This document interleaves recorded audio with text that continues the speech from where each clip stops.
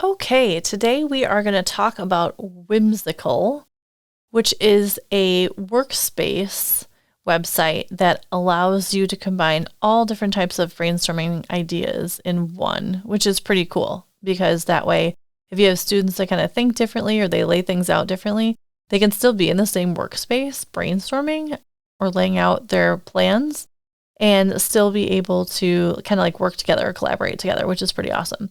So we are in whimsical.com and you can just sign in with Google.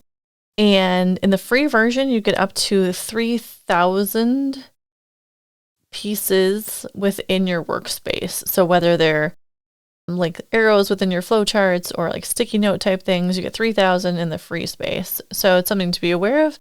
You can delete things out though, and the number goes back down. And if you're working with students, 3,000 is a lot to enter into something. So I've never had kids get all the way to that point, but I will show you how the workspace works. So what's cool about Whimsical is I've opened up the sticky note spot. So if you click up here in this little left-hand side there, you can choose if you're going to work within flowchart tools or wireframe tools, sticky notes, mind maps, things like that. And so right now I'm in sticky notes. And within sticky notes, I've kind of already started with some information if I was working with my students and we're setting up an inquiry.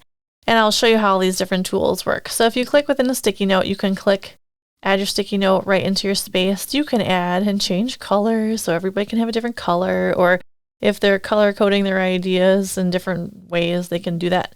And it will change out the color. You also have the flexibility of changing like small, medium, large font. And you can go through and sort information if you want to. And cards in the sidebar so then you can see where everybody's ideas are and things like that. So there's just a lot of different tools within one tool, which is pretty cool. As you work your way down, the bigger space, so add a stack, that's what this white space is behind me, and I can stretch that out as I need to within my information. You're able to add connectors. So if you're connecting ideas from one set of tools to another, you can go ahead and draw those lines and connect them. Over here I have mind mapping stuff open too. So you can draw arrows within your sticky notes as well if you're going to put those things in there.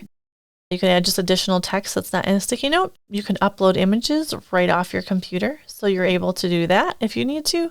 And then you can already see I've started adding some icons down here, but they have different choices. So they have multimedia icons if you want to put little 3D glasses in there, butterflies, animals. There's all kinds of actual topics to pick from, gaming, healthcare.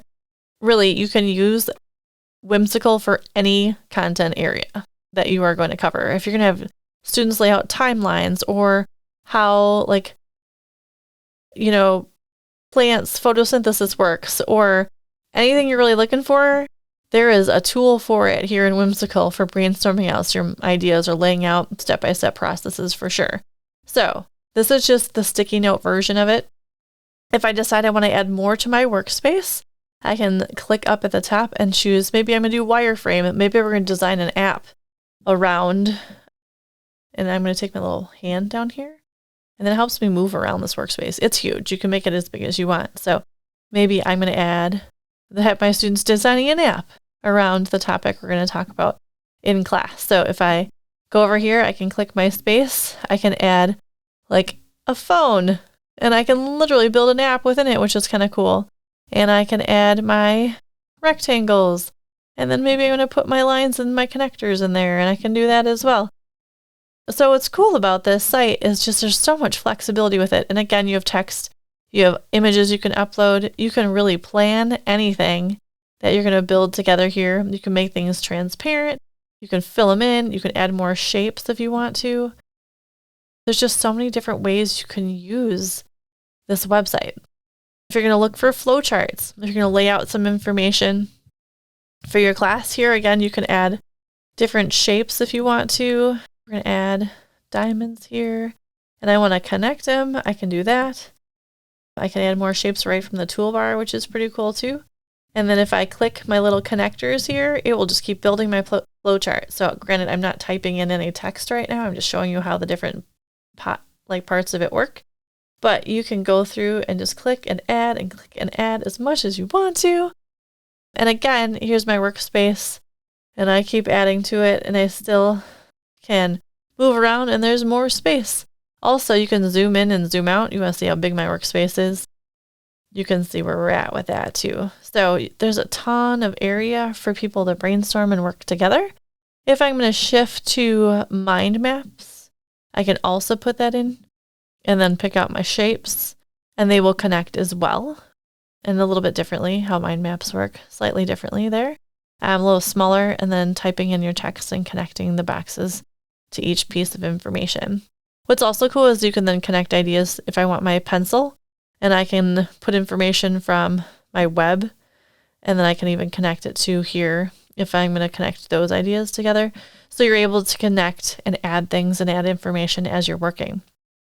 Some other highlights from the site, as I showed you before, you have the little pan mode. It's a little hand that will take you around your workspace.